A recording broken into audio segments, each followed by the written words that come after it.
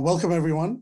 My purpose here is to discuss additional polls in nephrology for the Intensive Review of Internal Medicine course 2020. I'm Ajay Singh. I'm the physician in the renal division of the Brigham and Women's Hospital and Senior Associate Dean for Postgraduate Medical Education at Harvard Medical School. I'm also the director of the IRIM course. This is my disclosure slide. We're going to discuss four scenarios. First is on chronic kidney disease anemia. Second is on chronic kidney disease in a patient who is hyperkalemic. Third is a patient with autosomal polycystic kidney disease. And the fourth is a patient with kidney stones. In our first case, this is a 62-year-old white woman with a 10-year history of CKD from diabetes. She has slowly worsening renal function, past medical history of a right CVA stroke. She sees you in the office. She feels great. She's been working, exercising, and eating well. Her lab data shows a BUN of 48, a creatinine of 4.2, an estimated GFR of 18, a hemoglobin of 9.1, TSAT of 30%, and a ferritin of 282. The questions this case raises, number one, should she be treated with an ESA, an erythropoiesis stimulating agent? Two, what target hemoglobin level should you be aiming for? Should it be normalizing the hemoglobin, or should you be treating her to a subnormal hemoglobin level? And thirdly, what do we think about her iron stores? And is she iron replete, and are we comfortable with that? So this summarizes the state of the art on anemia treatment in dialysis and non-dialysis patients. In general, the target range for patients in the United States who have chronic kidney disease, whether they're on dialysis or not on dialysis, is a hemoglobin of 10 to 11 grams per deciliter. And this guideline that has been disseminated by the FDA has been around for at least a decade. And so it really supports the idea of not normalizing the hemoglobin. And it arises from studies that suggest that there's an increased risk, especially with respect to cardiovascular outcomes with normalization of the hemoglobin, and we'll review some of that information. You want to make sure your patient is iron replete, so you want to look at the patient's TSAT. Remember, TSAT is a derived estimate of iron deficiency. It is the serum iron over the total iron binding capacity, and that gives you a percentage. And the guideline says the percentage should be greater than 20% in patients with chronic kidney disease to call them iron replete. Ferritin, which is both an acute phase reactant but also an indicator of iron stores, the guideline says it should be greater than 100 nanograms per mil. Number three, the use of an ESA is recommended in patients who are anemic or iron replete, particularly if they're symptomatic. Currently, there are a number of different ESAs on the market, but the two most prevalent in use are Epoetin alpha or Epogen, or marketed as Procrit in the United States for non-dialysis patients, or Darbepoetin. The other high-level message in the treatment of anemia is that one should be cautious of using ESA treatment in patients who have a history of stroke and/or cancer. And this is based on the TREAT randomized control trial, which we'll discuss in a minute. So these four things are things you need to take home as the current state of what our knowledge is.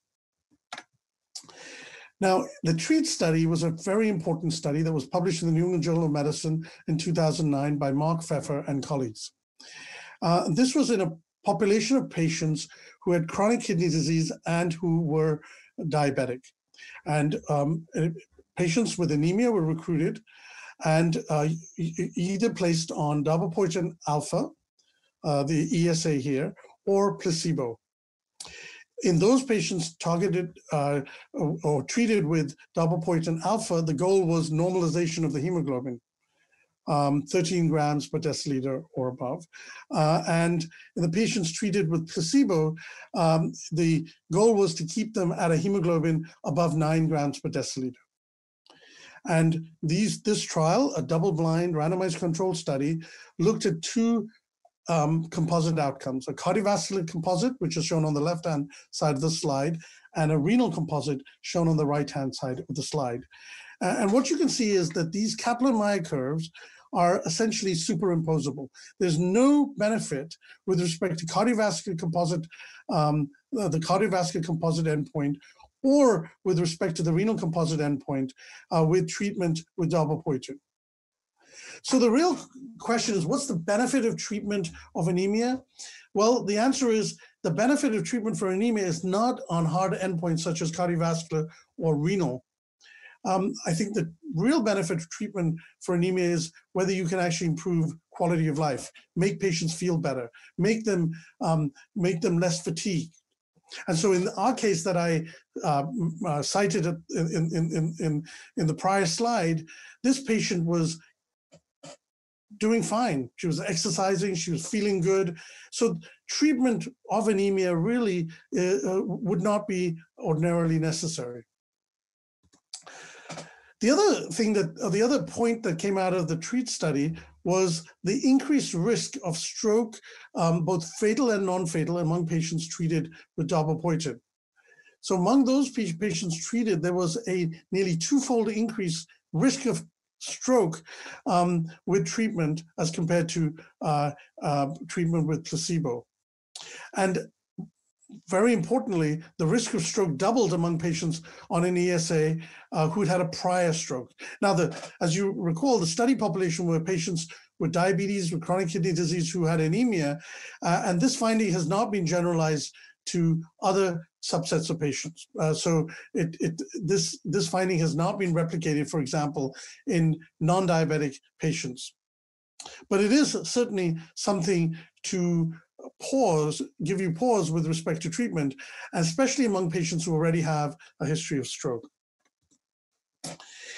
In a study that was published 3 years prior to the TREAT study, which I was the first author of, the Choir study, this was a study on non-dialysis chronic kidney disease patients.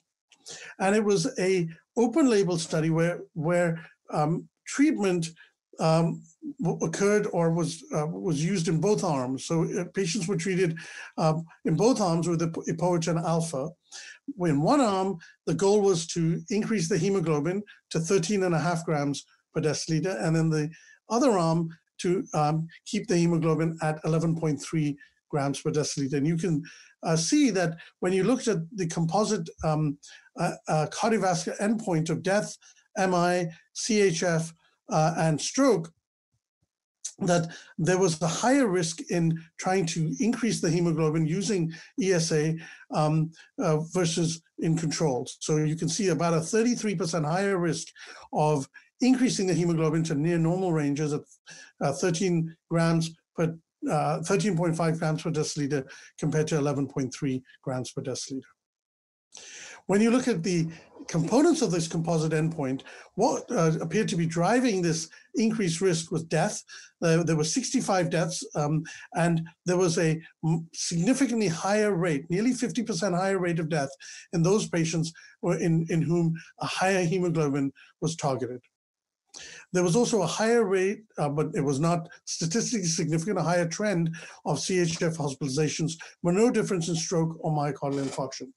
So the Choir study suggested that normalization of hemoglobin using an ESA is associated with increased risk, whereas the TREAT study showed that there was no increased risk, but there was certainly no benefit. And so these two studies taken together suggest that there is really no benefit, and potentially there is harm with normalization of the hemoglobin in patients with chronic kidney disease. What are the different types of agents? Well, as I mentioned at the very beginning, by far there are two agents that are used in most patients with kidney disease in the United States. Epoetin alpha, which was approved in 1989, and it's a short-acting ESA. It can be used both IV and subcutaneously, but you need to reduce the dose when you use it subcutaneously. And it's approved to be used in dialysis patients 3 times a week. Darbepoetin, which was launched and approved in 2001, has a 3-fold higher half-life and can be given once every once to 2 weeks, and can be even given even less frequently than that. Okay, so now let's discuss the second topic. This is a 44-year-old patient with chronic kidney disease who has a potassium of 7.2 milliequivalents per liter. She's a woman who has stage 4 kidney disease. Her serum K of 7.2 milliequivalents per liter is noted on lab values, but she denies nausea, vomiting, and diarrhea, and she has no new medications. Physical exam, her weight is 72 kilograms, her blood pressure is 141/62, heart and lung exam are normal, and she has no edema. Her EKG is shown on the next slide. And you can see here, this is her actual EKG. You can see the limb leads and the precordial leads. And what's evident, particularly in the precordial leads, is the tenting of her T waves, these tall peak T waves. There's also a loss of her P wave and some widening of her QRS. So this summarizes the electrocardiographic changes of hyperkalemia, and you really do need to know this in order to manage patients like this. So just to summarize, hyperkalemia associated with peak T waves or tenting of the T waves, a P wave that's wide and flat, prolongation of the QRS interval with bizarre QRS morphology.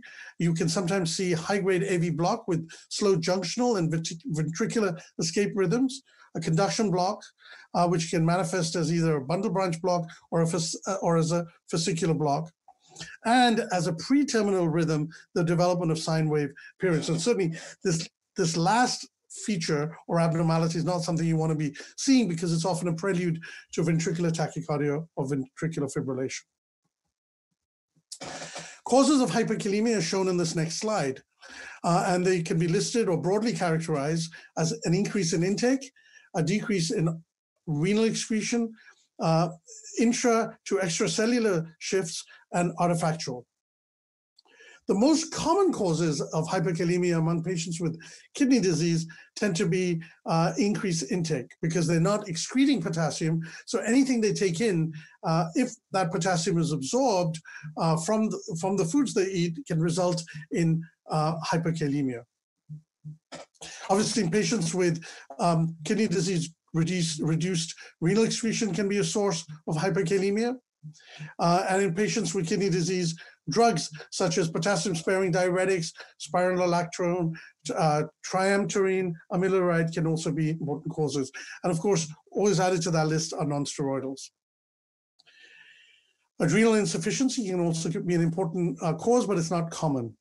Intra to extracellular shifts are seen, and you should be cautious of detecting this because sometimes you can overtreat or overestimate the degree of hyperkalemia if you don't take into account these shifts. So hyperosmolarity, insulinopenia, so in a patient who's got diabetic ketoacidosis, for example, where you have both a lack of insulin and some increase in osmolarity because you've got a very high blood glucose, you can see an extracellular shift with hyperkalemia.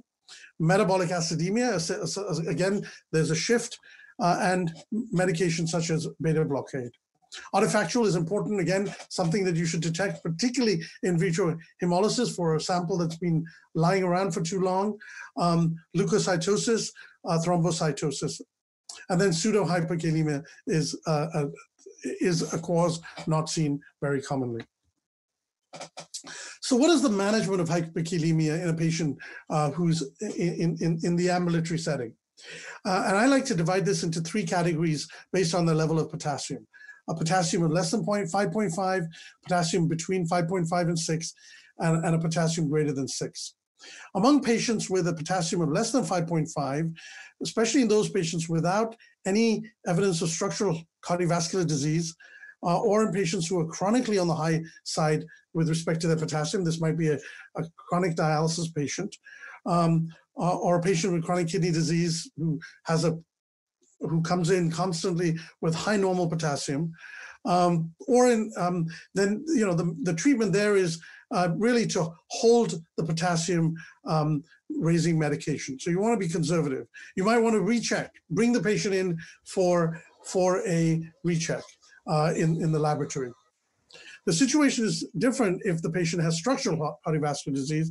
Here, the recommendation would be do an electrocardiogram, hold any medication that raises the potassium, an ACE inhibitor or an ARB. Consider a dietary restriction. Tell the patient to avoid tomatoes, oranges, avocados, beans, and so on. And consider treating the patient. And we can talk about treatment in a few minutes. In patients with more moderate hyperkalemia, the recommendation would be do an electrocardiogram. So if you just get a call from a patient, what would you do? You'd say, I want you to go to the emergency room or come into my practice and we'll do an EKG on you. In the interim, tell the patient to hold any potassium-raising medications, ACE inhibitors, ARBs, that thing, and treat the patient. In a patient with more severe hyperkalemia, really the goal here is emergency treatment. You want to do an electrocardiogram, usually in an emergency department setting, particularly if the potassium is much higher than 6. So if it's 7 or 7.5. If there are EKG changes like the ones we discussed, where there's tenting of the T wave and flattening of the P wave, and especially if there's widening of the QRS, you might want to treat the patient with cardioprotective medication such as intravenous calcium gluconate, and then come in with a cycle of insulin, dextrose, and then potentially use an agent to bind the potassium that's in the GI tract and prevent its absorption. You may want to consider dialysis.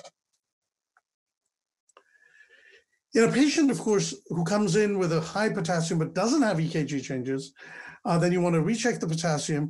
You may still want to treat the patient with insulin, dextrose, and some sort of binding resin, but you'll recommend dietary restrictions. So you're a little less charged up in order to institute more emergent treatment. This next slide summarizes the treatment of hyperkalemia. And so we did discuss some of this already. So the mechanisms are shown in the left column. Stabilizing the membrane potential, you would use calcium for that, and the doses are provided. To push the potassium back into the cells, you'll use insulin with dextrose to cover the insulin that you're providing. You might consider beta-2 agonists, such as nebulized albuterol. And then for potassium removal, there are various options such as K-exalate, ZS9, and of course, hemodialysis, and we'll discuss that in a minute. What you can see on the right-hand side is the time of onset. So calcium is going to work very quickly. Insulin is going to take about 30 minutes and will last for 2 to 6 hours. And then some form of binding will take hours to work. Hemodialysis, of course, has effect immediately. As you place the dialysis, a patient on dialysis, you're going to remove potassium immediately. Now, ZS9 is an inorganic cation exchanger, which is new, and it has a high selectivity for potassium. It binds 9 times as much as potassium, binds 9 times as much potassium as K-exalate, which is an organic polymer resin. ZS9 comes as a fine powder that dissolves in water and is tasteless. And more now we're using these newer forms of potassium binding resins rather than K-exalate. So this slide compares K-exalate, SPS, Pitormer, and ZS9. And I'm not going to go into the details. The slide is going to be available for you to look at in more detail. But the key issue really is with respect to their use is with safety and tolerability. Both Pitormer and ZS9 are much better tolerated and much less likely to be associated with significant morbidity, whereas K-exalate, which has been around for decades, increasingly has raised concerns around colonic necrosis and various electrolyte disturbances, and it's usually fairly poorly tolerated. So this just focuses on the issues with K-exalate. Ischemic colitis and colonic necrosis are the main issues. The risk is much higher in patients who are administered the enema form. Once patients get, or if they get ischemic colitis, the complication is often fatal. It's not common, but there have been many case reports. The literature suggests there's an increased risk with sorbitol, but it can occur without sorbitol and is associated with intestinal SPS crystals. Remarkably, patients who are post-transplant and patients who are post-op seem to be increased risk. The other issues with KX-late are that can be associated with volume overload, and that's because it contains sodium. The SPSS is sodium polystyrene, so you can cause ECF volume expansion. You can cause a reduction with its use in the serum calcium, and if you use it for prolonged periods of time, it can be associated with hypokalemia. Petomer is shown here in this New England Journal article to be a very effective binder of potassium and can be associated very effectively with the treatment of hyperkalemia.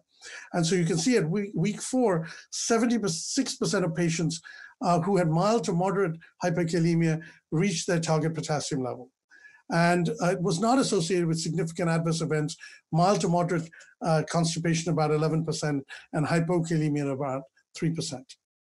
This is a study with ZS9. This was published in the European Heart Journal and is a pooled analysis. These are patients with a potassium of greater than 6. And you can see the key observations are that it is very effective. So green is baseline and in blue is treatment, and you can see it's quite effective in treatment. Many people raise the issue of bicarbonate as treatment, and what I would tell you there is bicarbonate is effective, but it's not effective short-term. So here shown is a paper from Blumberg, published now many years ago, and you look on the vertical axis, reduction in plasma potassium, 0 being baseline, less than 0.5 milliequivalent, reduction of 1 milliequivalent, and reduction of 1.5 milliequivalent. And you see that over a 1-hour period, shown on this horizontal axis, dialysis is the most effective in getting rid of potassium. Insulin dextrose in driving potassium back into the cells. Epinephrine, also important in driving potassium back in the cells. But bicarbonate short-term is not effective. In contrast, when you look at, in the same paper, changes in potassium over a longer period of time, now this is shown over 360 minutes or 6 hours, you see that over this longer period of time, bicarbonate was effective in reduction of potassium, but it was not a huge reduction, but it certainly does work. So the key message out of this is that short term, to protect the heart, you want to use calcium gluconate. You want to use agents such as insulin and dextrose. You want to use a beta agonist. If you really want to remove potassium very quickly, you may want to do hemodialysis, particularly if the potassium is high and there are EKG abnormalities. With respect to longer term removal through binding, there are newer agents that you can use that are effective and associated with lower side effects. Case number 3. This is a 42-year-old woman with a history of autosomal dominant polycystic kidney disease, who's diagnosed in her 20s with a strong family history, who really wants to know about treatments for ADPKD. On physical examination, her weight is 74 kilograms. It's been unchanged from 2 weeks previously. Her blood pressure is 141 over 62 millimeters of mercury. Her heart rate is 82 beats per minute. She's otherwise normal except for some abdominal fullness in the flanks bilaterally. Her BUN is 34 and her serum creatinine is 1.5 milligrams per deciliter. So the real question here is, she wants advice what to do. How do I stay off dialysis, she asks. So let's just review some key facts about ADPKD. It is the most common genetic disease, and its incidence is 1 in 500 to 1 in 1,000 live births. Mutations occur in about 70% of people on the short arm of chromosome 16p. That's the PKD1 locus. About 30% of the mutations occur on chromosome 4, and that is the PKD2 locus. The clinical manifestations are abdominal mass, particularly in patients of more advanced disease, where they really have this protuberant abdomen because of very large kidneys, chronic flank or back pain because they're carrying these 2 large kidneys in them, in their abdomen, gross hematuria, particularly where the cysts ruptures. And this can be quite painful in patients and distressing when they have gross hematuria. Presence of recurrent UTIs that can be challenging to treat because it's difficult sometimes unless you know which antibiotic to use, and you should be using lipophilic antibiotics. You will not be able to penetrate the cyst and effectively treat the infection. And then the risk of nephrolithiasis in here, the risk of uric acid stones. It is important for you to know that ultrasound is used to both screen and then diagnose PKD, polycystic kidney disease, in at-risk patients. And this is a paper from the Journal of the American Society of Nephrology, now published nearly 20 years ago, and a paper from Ravine published in the Lancet even longer than that. The Ravine criteria, which is shown in the top panel, in patients less than 30 years of age, you need at least 2 cysts to make the diagnosis, and these need to be either unilateral or bilateral. Patients aged 30 to 59, you need at least 2 cysts per kidney. And in patients age greater than 60, you need at least 4 cysts per kidney. And the reason this changes is because there is this increased prevalence of simple cysts that occur in patients when they age, which are completely normal. These are simple cysts. So to distinguish those patients with a simple cyst from those with polycystic kidney disease, you want to have age-based criteria. This paper from Pei suggests that you need 4 cysts in both kidneys for sensitivity of 96%, particularly for the diagnosis of PKD2. The other key message with PKD is that patients' kidney function in PKD doesn't deteriorate in a sort of linear fashion. For many years, regardless of whether you have PKD1 or PKD2, kidney function is relatively stable. And then when the cysts reach a certain critical mass, there is a sudden, abrupt decline in kidney function. So it's stable for many years, but then decreases occur when the kidney volume starts to get much larger, so greater than 1,500 mils per kidney. And so seen here is a paper from 1999 in the Lancet. You see renal survival, PKD1 and PKD2. The other message is that patients with PKD1 progress faster than those with PKD2. So if you see someone who's in their 60s and you say, how come this patient has normal kidney function? There are 2 points. One is it could be false reassurance. They could be, they could reach a point then that they would suddenly have a decline in kidney function. So you have to be very vigilant. And then the second is they could have the less severe version of the disease from a mutation in the PKD2 locus. Treatment of PKD2, these are the important points that you need to take home. One is progressive renal insufficiency. There's lack of proven benefit of either low protein diets or renin-angiotensin system blockade.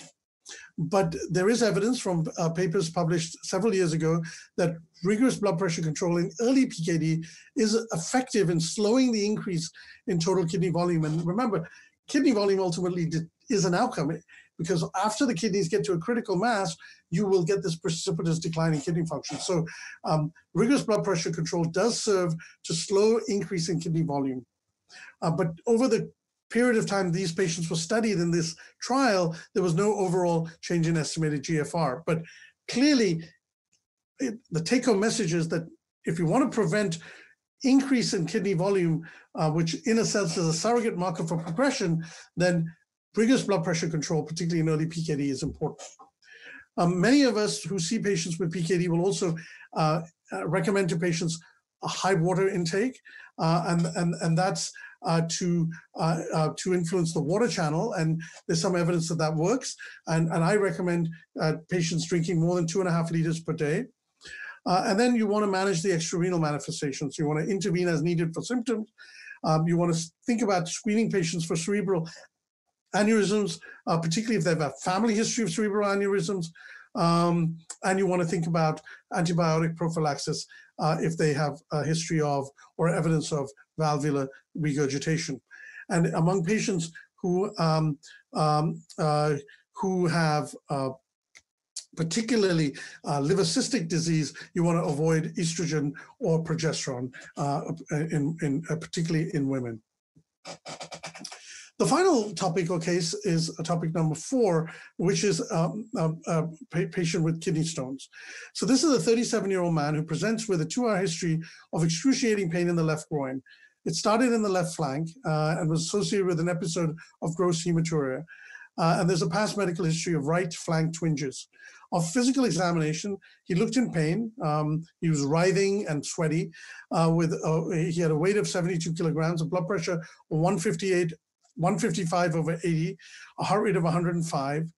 And he had some mild tenderness in his left flank, but there was no guarding and no edema. His laboratory data was significant for a creatinine of 1.1. And his urine analysis for the presence of 4+ blood, 1+ leukocytes. But the sediment, while it had lots of red cells, too numerous to count, these red cells were not dysmorphic. And while there was occasional white blood cells, there were no casts. So how do you manage this patient? This is a patient with a suspected kidney stone. You do, what I do is a plain abdominal X-ray. It's useful. If some people believe that a plain abdominal X-ray is not particularly beneficial because there's a high risk of radiation from that, in which case if you have available easily to you an ultrasound, you do an ultrasound. If the patient has a stone which is radio opaque, then it's fluid and medications. If the stone is not radio opaque, then probably uric acid. It's a uric acid stone, and you may think of fluid resuscitation, pain medication, alkalinizing the urine, and potassium citrate. In many places, there is no ultrasound available in a timely fashion, and there's concern about using a plain abdominal X-ray. So most people are now gravitating the use of CT, particularly spiral CT. The benefit of a CT is that you can easily document the size of the stone. And if the stone is greater than 5 millimeters, it's not going to pass easily. And in this patient, you want to give them you want to resuscitate them fluid, give them pain relief, and you want to seek urological evaluation. If the stone is less than 5 millimeters, you ask the patient to strain their urine. What do I do with respect to this? I give them, or I ask them to buy coffee filters and try to strain their urine using coffee filters, and then you can discard the coffee filter if there's no gravel or stone. And you continue the hydration. Usually give them also Flomax, which helps to relax the ureteric muscle and potentially help with passage of the stone. And if the stone passes, then you do a renal ultrasound in about 2 weeks to just make sure the hydronephrosis is either cleared and or that there are no other kidney stones present.